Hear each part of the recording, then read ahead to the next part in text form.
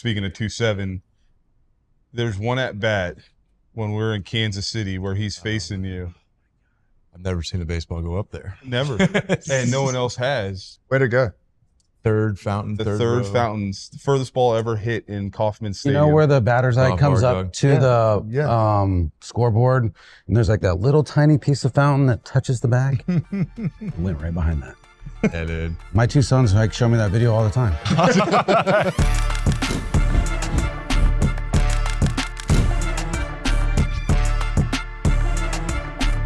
Vargy was one of the older veteran leaders that came to Kansas City that really changed our culture and started kind of like opening our younger teammates or younger player eyes of being like, damn, dude, like this big league baseball is all about winning and we need to buy into this team. Like, yeah, I want to be here. I want to stick up here as an individual, but we need to win and we're going to stick up here and it's all going to be that much better. So we're going to get to that part. But me as a young guy growing up in Miami, you played your career Miami, the Florida Marlins, so many good players, and it hits home for me because going to high school, I remember watching you.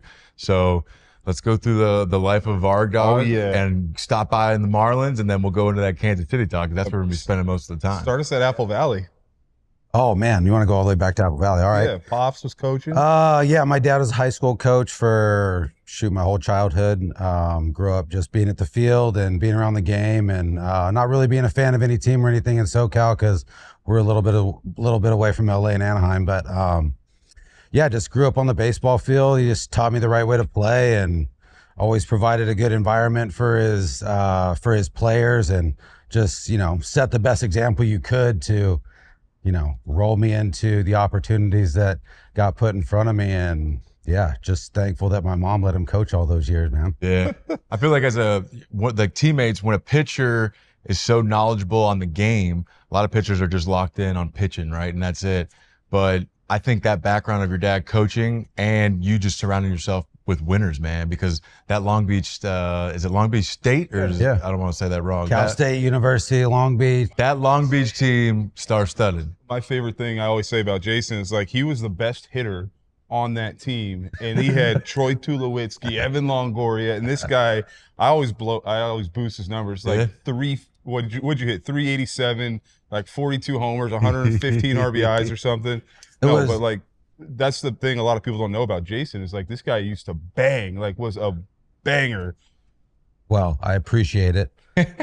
Yeah, I guess me and Tulo were in the same lineup and we hit 3 and 4, but his career turned out way different than mine did on that part of the ball. But anyways, Longo ended up coming in right after me, and we just had a really good group of, or a stretch anyways of players in those years where they ended up being really good big league players. And, like you said, the culture that you're provided with, and, Long Beach State at that time was, we had one of the best cultures around. So I just felt really, really fortunate to be around those guys. I think at that same time, you guys all elevated your game because you guys were all out of high school. Whenever we're on high school, there's maybe another player that's pretty good. But, I mean, you guys get to Long Beach, and you guys are some of the best players of your age group. So did that kind of lock you guys all in at some point and be like, hey, man, this is the real deal. Let's lock this in?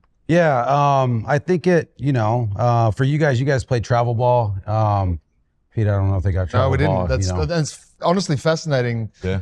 Because I think about the difference between Australia and the US baseball a lot. And it's fascinating to hear you guys talk about the level of competition that you guys have had effectively all the way up. Like, that's just something that's missing in Australia. Carry on, Jason. No, that path, you're right. That path is so different. For sure. Path is way different. And I think I was maybe kind of like at the beginning or when travel ball kind of started to doing its thing. I never played, but we had area codes. We had team one. So the kind of the beginning of those showcases or whatever they were. But you guys grew up playing travel ball growing up, and you guys played against each other from such a young age because these teams travel all over the place. Right. And I think that's kind of the opportunity that we had, in our group of guys in Southern California when I was coming up that all ended up at Long Beach. We had played against each other, throughout high school in those showcases and scout league teams. So, there was a common bond between us, and we felt like, we wanted to show people who what Southern California baseball is all about, and ended up getting bounced by U of A, but that's another story.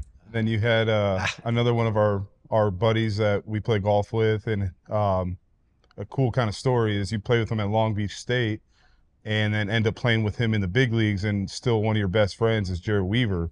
And to have that like relationship starting down there, like I remember going to those games and just watching these guys play, and they're just a bunch of dogs, like just dogs, going out there grinding it out, and seeing that, and then being able to play with you in the big leagues and have that same mentality you took from there to the big leagues just kind of showed me how I wanted to play the game too.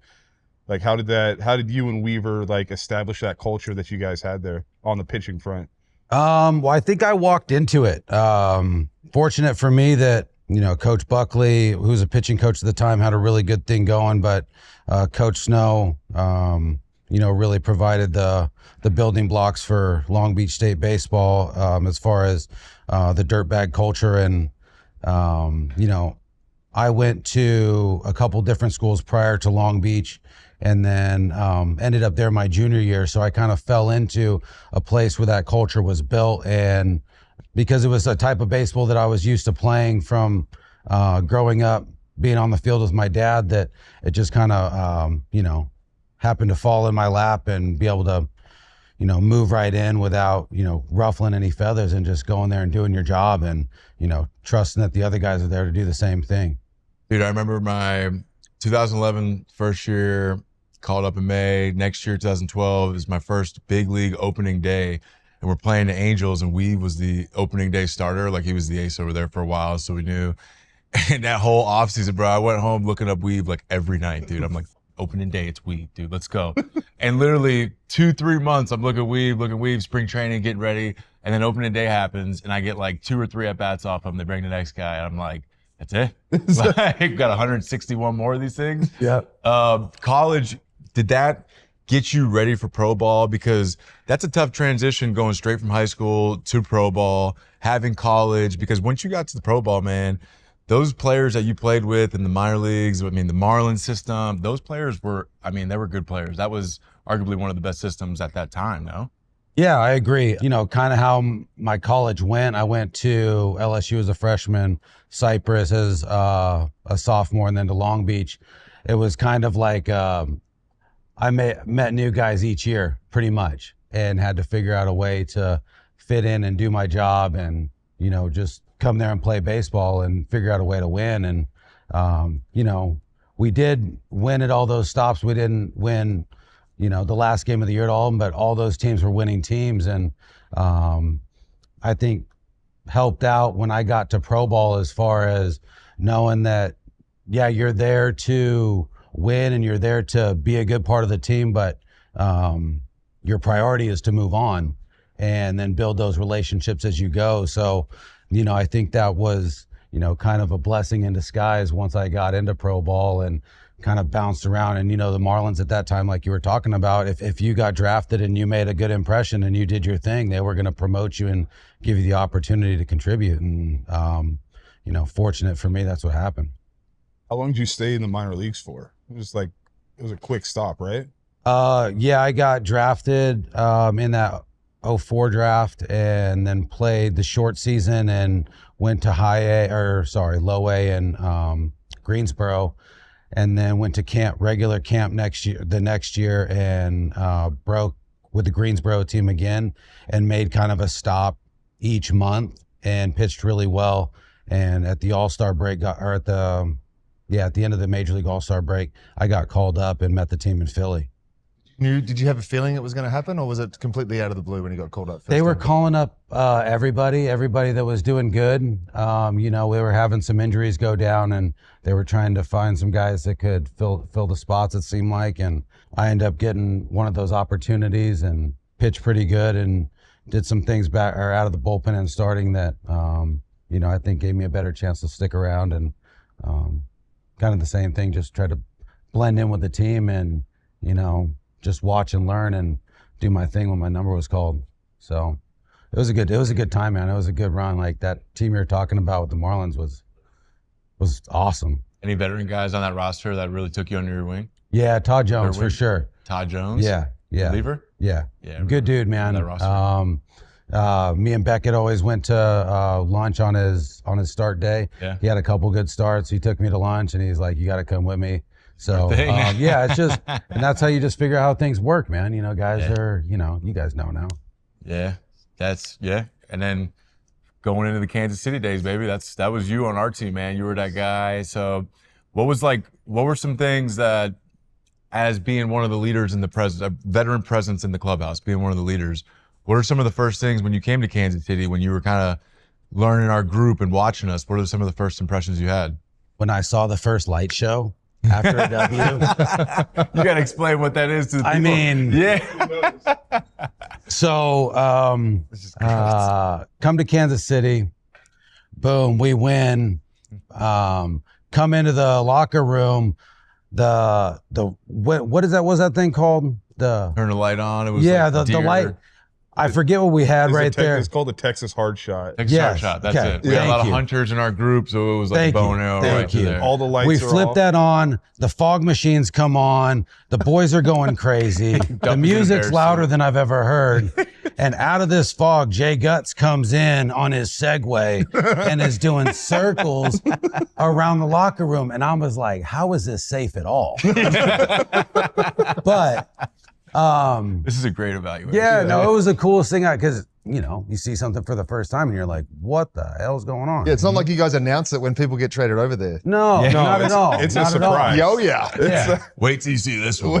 But this makes you want to win. And you experienced it. So you know how it all went when we got there. So he got the same treatment. So I was just like, you know what? This is a good group.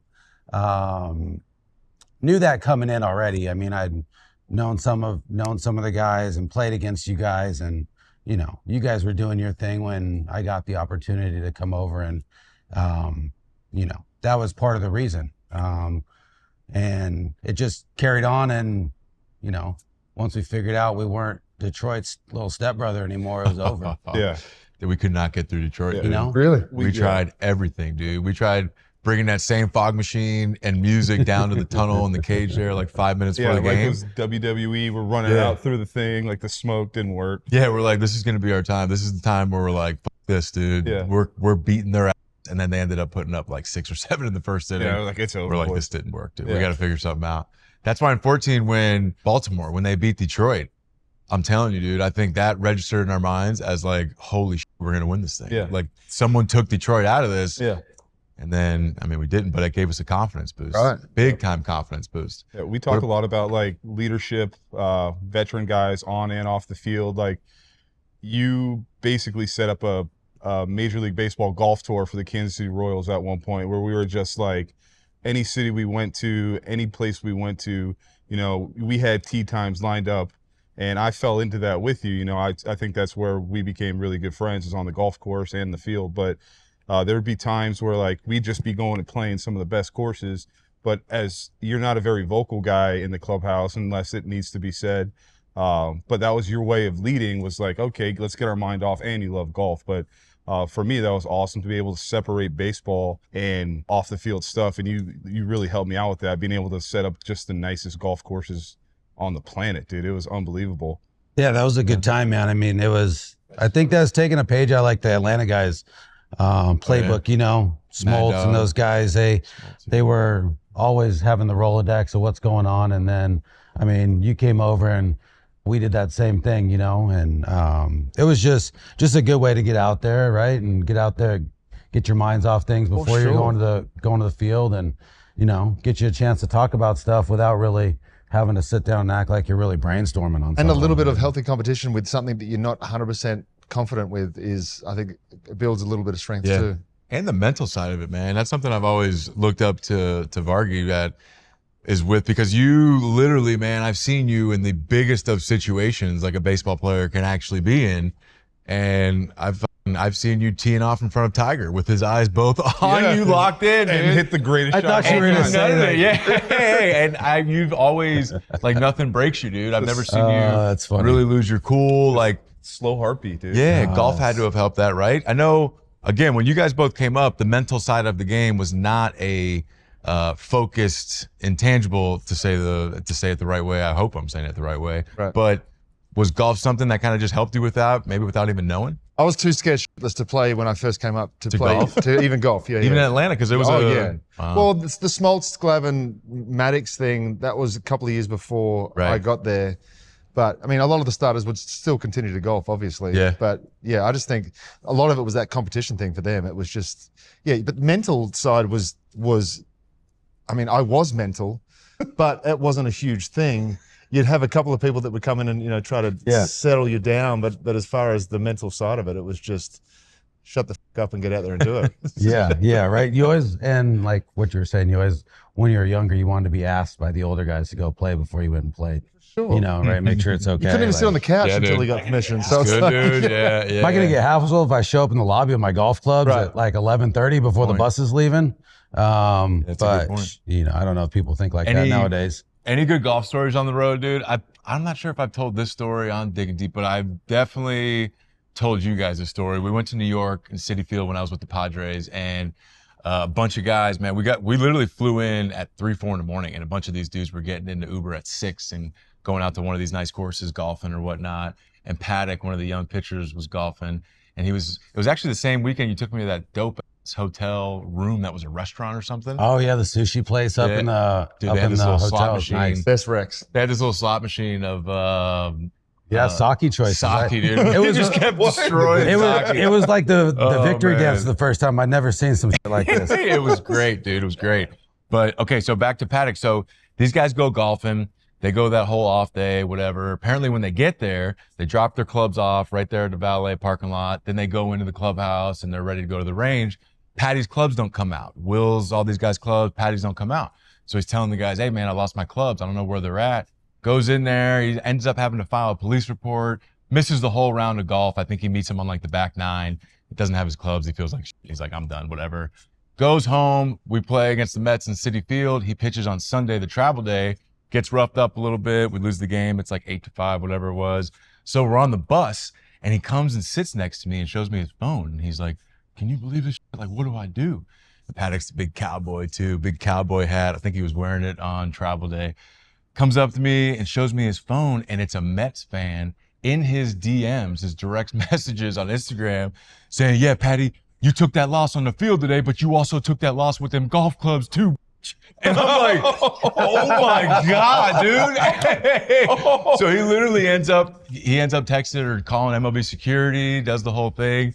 I don't know if you guys golf clubs back, but that was a golf story. That was my golf story without golf. Hey, they go hard in New York, man. Yeah. Dude, they don't mess around, dude. They saw an opportunity and took it. Yeah. Oh, you guys got to have some cool ass stories from some of these elite places. Yeah, I mean, I think part of going to play at these places too, I mean, you show up to the field and it's kind of tight that you just went and played at these places. You feel good going to the field that day too. I mean, I always, after playing a nice place, you're not walking out of there feeling bad. Yeah. But I think all 3 of you guys have been there on two different times that were good times for me. Me and you at Marion that time. Oh my God. And that's just like historical, cool place to play golf. And we walked it, had a good day. It was, it was a great old time. Yeah.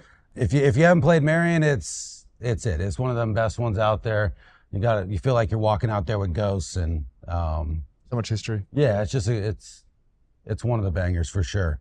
I told the story one time, dude. Remember in Texas when you were staying out in the cottages? Oh yeah. It was like my third year. And the first month I'm hitting like $170, dude. I'm taking the 12 o'clock bus to go out in Texas for early hitting, dude. And I walk out of there and Vargy, we'll put this out if you don't want this, but Vargy's out there just fucking on the putting green with a cigarette in his mouth. Yeah. And I'm like, Vargy, what's up, man? He's like, where you going, bro? I'm like, I gotta hit curveballs on the field now, man. Lefty slide. He's like, tight. Have a good time, dude. I'm like, bro, I picked the wrong position, man. I want to be that guy right there. Oh, that's funny. The funny thing is Bryson DeChambeau was sitting there on the chipping green right when you walked by and said that and looked up at both of us like, what the fuck's going on? No. Bryson saw me crumble. We were dude. there right. He saw it happen. He saw it happen. We were there right before that. I think they were playing the Byron Nelson there still or whatever. But anyways, yeah. Our rookie year, Moose and I remember that, dude. Remember Spieth? I remember you coming around. Oh, dude, when I was walking out, Vargy, what we doing, man? Yeah, okay. Oh, that's funny. Our rookie year, Spieth won that tournament. Remember, he was like he missed his graduation, his high school or something like it was a crazy story like that. Yeah, something like that. I don't really remember what it was. Yeah, the visiting hotel in Texas. Yeah, I mean, that's a good one. That's one of the nicer courses, right? Yeah, they do a great job there, man. They got a good place. It's not Marion by any means, but you two were there on one of the other best golf days I've ever had. I mean, probably the best golf day I've ever had in my life. Yes. Sorry, Pete. That's okay. Sorry, It's Pete. fine. No, ours was great, but you actually facilitated this one, so you get partial credit for it. Who's facilitated? You this hooked one? us up with Big Mike. Yeah. Big Mike hooked up Uncle Yanni out at Monterey Peninsula. No offense to Big Mike, but I don't know if he's Uncle Yanni, buddy. Uncle Yanni was the ultimate hookup, dude. Ultimate hookup, but Big Mike is different. Yeah. And I haven't met Big Mike. You know what I mean? He's great people, man. Speaking of golf, you two guys are both founding members of Trout National. Yeah. That's pretty dope. Yeah. So you can kind of explain what that is. Yeah. Moose put his name in there first, that's for sure. Yeah. So when I was in Anaheim, I've got to play with 2-7, and this has been like years in the works. He's been kind of doing it behind the scenes, and all of a sudden, like, it gets announced that he's, building a golf course with Tiger Woods. And so I'm sitting there, and he's kind of like, we're chopping it up, going back and forth. And he's like, yeah, I'm going to have 27 founding members and membership and this, that, the other thing. I'm like, all right. So, like, we keep talking. And I'm like, hey, Mike, like, you going to ask me to be a founding member? Like, this seems pretty cool. And he's like, yeah, you really want to do it? I'm like, yeah, for sure. And then Jason and Mike played together in Anaheim also. And I was like, I'm pretty sure Vargy would love to do it too. And Vargy ended up doing it. And then got Weaver on board as well, and now Garrett Richards and a couple other guys are doing it, and it's a good locker room so far. It might be one of the best locker rooms. We're gonna get that money, Haas. Dude, and that's I need to. It might be.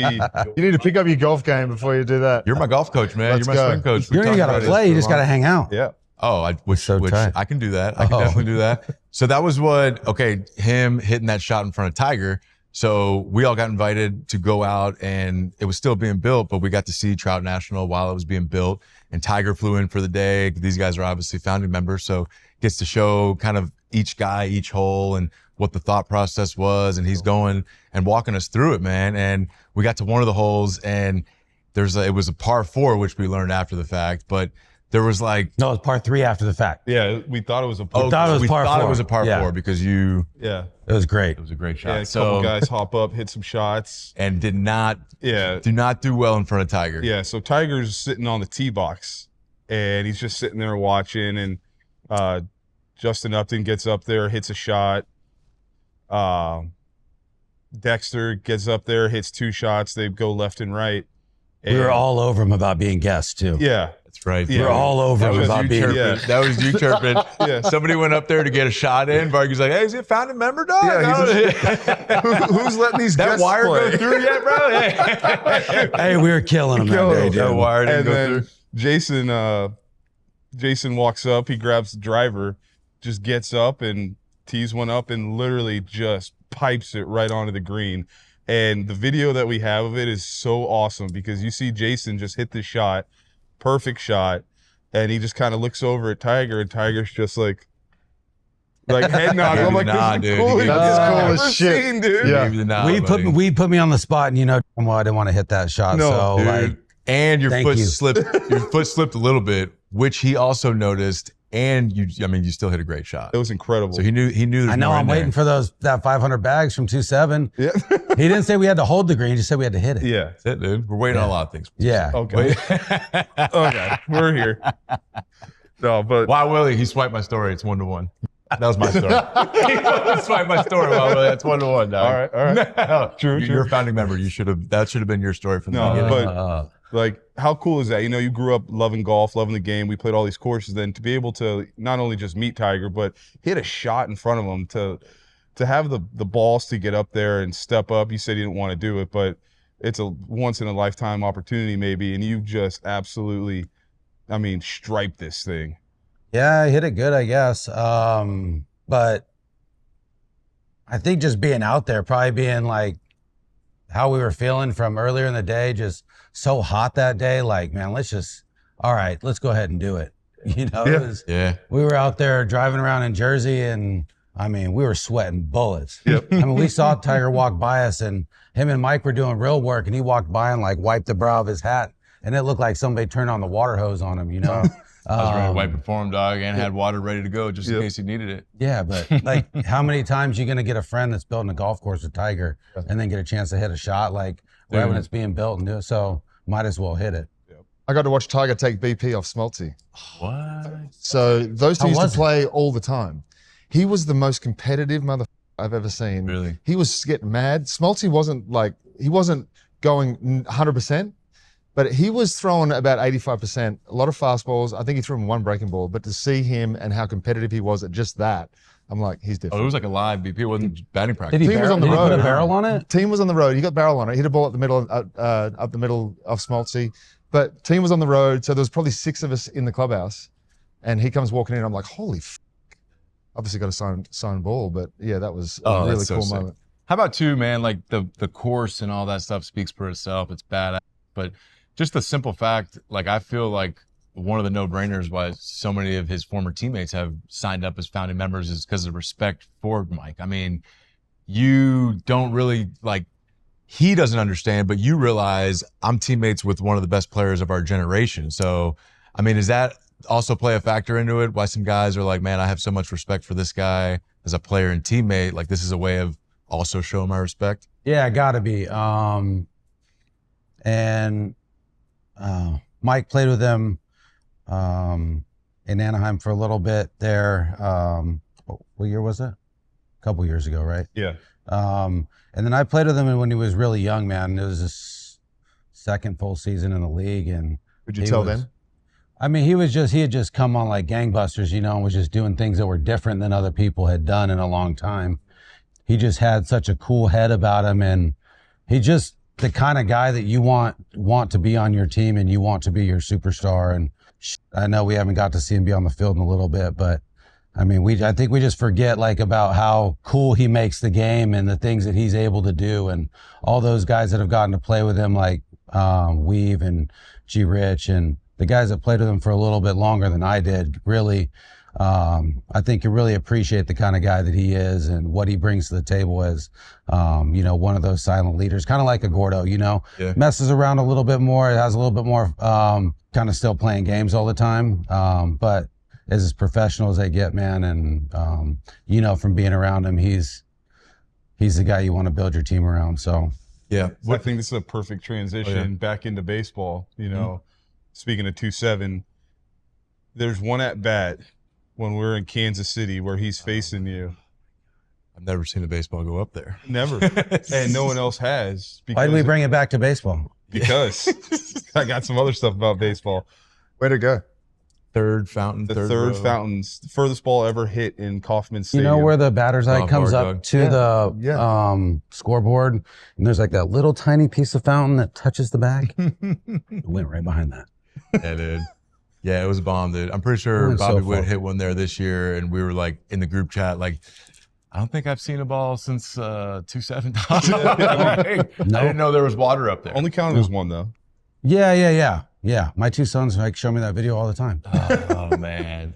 What's the message, man? I want either one of you guys, whoever feels comfortable answering it, but like as a former teammate of Mike and seeing how humble he is in a day and age now where it's like all these guys are speaking up for themselves. All these guys are telling their front office they want more pieces. All these guys are telling them they want to be traded. Like you want to see him in October. You want to see him in a big market playing meaningful baseball games. But at the same time, as a former teammate, you got to be so proud of how he's going about everything and how humble he is. So what is the mentality for you guys now kind of watching from afar? Is it like, stay the course, Mikey, speak up? Like, what is the mindset for you? You know, he's not going to change for anybody. Yeah. In my mind, that's just not who he is. And I'm sure as anybody who's played as long as he has at the level he has is frustrated about not getting to the playoffs. I mean, you know, I only got to the playoffs a couple times in my career, and I was nowhere near the contributor that he was on the field. So I could only imagine, you know, getting that little taste and never getting it again because it's frustrating as shit. Yeah. But I think in his position that, things will all work out for him in the end, as far as when you carry yourself in such a way, you can only control what you can control, right? In my opinion. But it sure would be nice to see him be in a position where either there's pieces put around him and he has the opportunity to get to where we all want to see him, or go to a place that, wants him and wants him to be another part of that, and, be the guy that changes things for him. Yeah. What's your perspective, Sledge? Like, if a quarterback doesn't win a Super Bowl, that has a big to do with their career status when you compare careers. Well, we're talking about generational players. Yeah. A lot of people will put so much priority on championships, which is the reason why we all play this. We talk about the playoffs all the time. It's just a different beast. Yeah. I just don't think in a game like baseball, because there's 25 dudes on the roster, that one man can't carry a team to the playoffs. And we see it. You can see the quarterback might be able to. Brady's done it a couple of times. In basketball, you can see LeBron do it all the time. Right. But it's so tough for one guy, singular guy, to be able to have that much of an impact on a team, to be able to carry him through 162 and then the playoffs. I agree, man. That championship talk in baseball for me, I guess it does have an impact, but it shouldn't have a major impact, especially when you're talking quarterbacks. Yeah, and especially in baseball, you can game plan around that one guy, right? Yeah. If it's Mike Trout, I don't have to really pitch to Mike Trout. He's the guy that you don't let beat you every single time. And no if doubt. there's nobody else around or nobody else to pick up the pieces, then it's pretty easy to get through that. You put Mike on the field for 162 games, you don't pitch to him at all. I mean, they're not going to make it to the playoffs. Right. It's pretty basic. Yeah, no doubt, man. And that's just got to be so cool to be able to bring Joshua, Lucas, all these guys around, your son, your children around Mike, and have just him there being the guy, hey, I don't even need to do any work. They're just looking up to him. He goes about it in the right way. That's as a father, that's got to be pretty cool to be able to share a clubhouse with him. So kind of transitioning into those guys, especially with Joshua, because Joshua's at a spot now where he's playing competitive high school baseball, and you have been there, for the amateur, the little league, coaching, you get involved. Me learning this world now, I am my mind is blown on how this amateur world is operating. What's your take on this? Because I think all of us, and we all value your baseball opinion. Yep. So you've seen it now. What is it? What's the deal? Yeah, I think that lucky for them, they've, actually got to be around all 3U. So, and probably all 3U more than, anybody else. So, Lucas kudos break to dancing, baby. Yeah, kudos to you guys, man. Those dance parties, his son Lucas would be in there break dancing right in the middle, dude. Him and Escobar. That's right why I'm in just God, he has no chance. It's just, anyways. God. But yeah, it's funny how different kids are anyways. Joshua's like a cyborg, and Lucas is just like this swaggery little goofball, and they're great kids, but like you were saying, as far as this new age travel ball and all this stuff that goes into what these kids do, they there's so much emphasis on the flash and the me and let me do what I do, and it's good that they got to be around guys like you guys, and those are the more memorable years for them. So they got to be around a bunch of guys who were, still trying to do it the right way. And,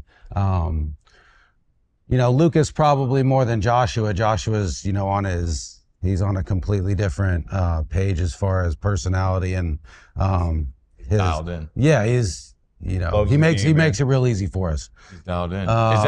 That's my first question I would ask. Each kid is different, so that's how you're handling that situation differently. But when your baseball knowledge is at the highest level for so many years, and then you go back down to the amateur side, how do you kind of hit that refresh button, and where do you start? You mentioned the environment that your dad created for you when you started playing baseball. So is that the kind of environment that you're trying to also give these kids? Yeah, and I think you got to be willing to adapt a little bit. But there's no need to change what has worked for so many years. The dimensions in the game are still the same. So, why does everything have to change so much as far as trying to think so far out the box that you just cloud everything that's going on, whether it be with,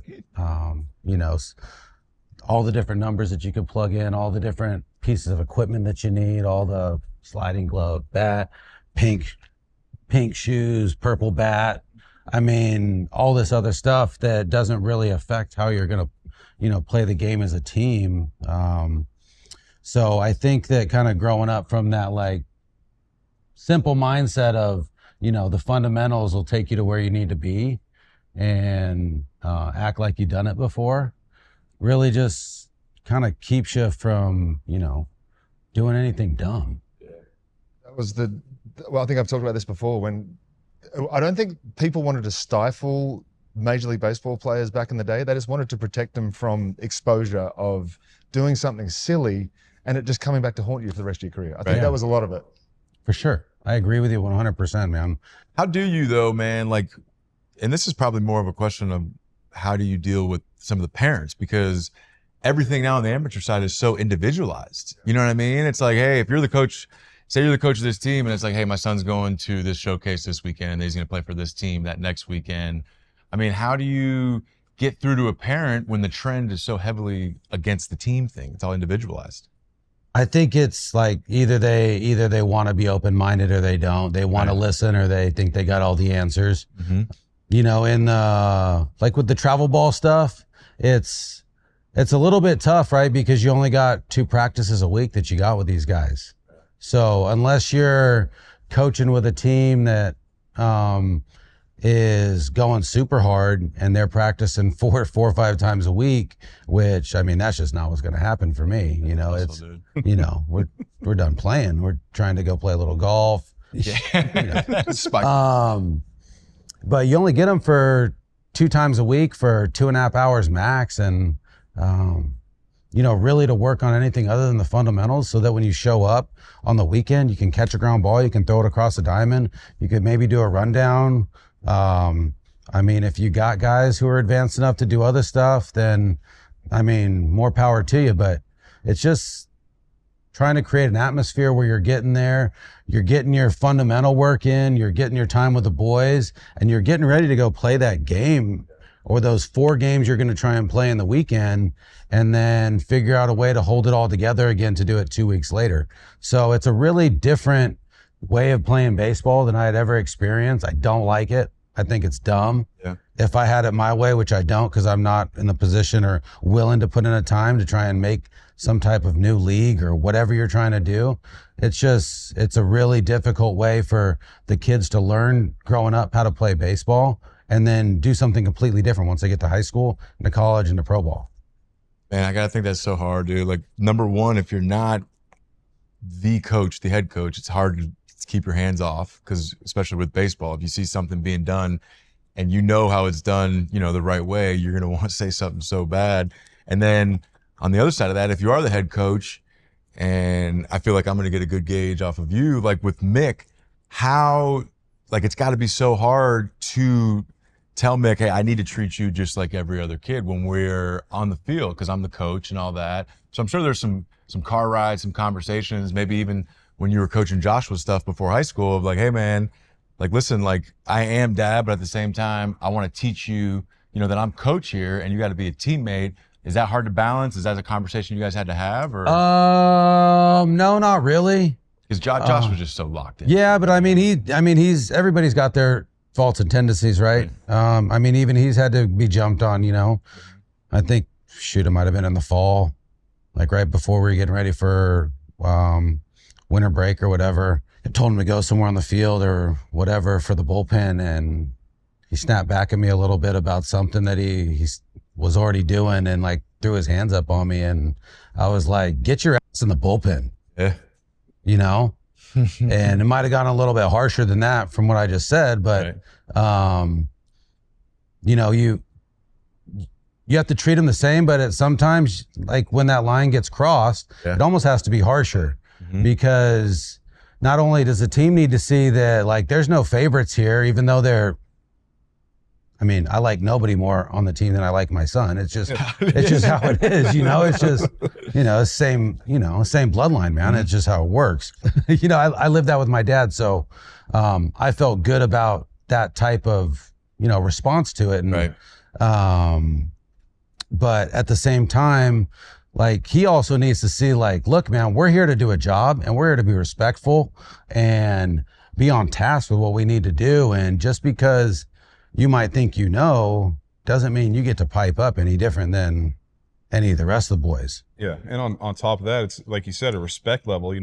When Joshua does get to the next level, he's not going to throw up his hands to his coach. It's like, I'm already doing this. It's like, no, you're going to respect what your coach told you to do. You're going to go out there and do it. And Jason does a phenomenal job. I've been to the high school games. I've been to the practices, and the way these boys like respond to what Jason does, like, it's not every day you get a Major League Baseball player that's coaching your team. And the knowledge that he has is like, I obviously know more than you, so you're definitely going to listen to what I'm saying. And he does a phenomenal job of like getting all the boys to believe in what he's teaching, because he knows how to do it, and he does a great job. Goes back to communication, like we've been talking about, like a theme. It's just the ability to communicate with these guys and different generations, because everyone's different. Like, I'm listening to you guys talk a lot of the time, and I'm scratching my head thinking, I don't know what the hell you guys are talking about. But every generation is different. Every generation has their positives, and you got something to learn from everybody. Sure. I mean, I hear these kids talk in the dugout now, and I'm just like, these guys they're funny, but like, kind of, what are you talking about sometimes? Right. But I mean, it's a good time to, like, it's cool to like turn back the clock and get to see a younger generation that, you guys have had no exposure to, like, baseball wise, and getting to see them and just see like the different things that they're thinking about and that they're hearing from other people and that they're being told by their hitting coach, or seeing on, like, a lot of guys are just watching 100%. YouTube, trying to learn as much as they can. 100%. Yeah. And if you're an information sponge, it's great. But if you are somebody who can't absorb that information, it can be toxic as hell, right? Yeah. Or if you got some guy that said he's like the hitting guru and he's telling you to do something that's not even going to get you close to what you're doing or need to be doing, and just back him down on a little bit. Hey man, come talk to me for a little bit. Let me help you out here. Come talk to me for a little. We'll just talk about things that matter.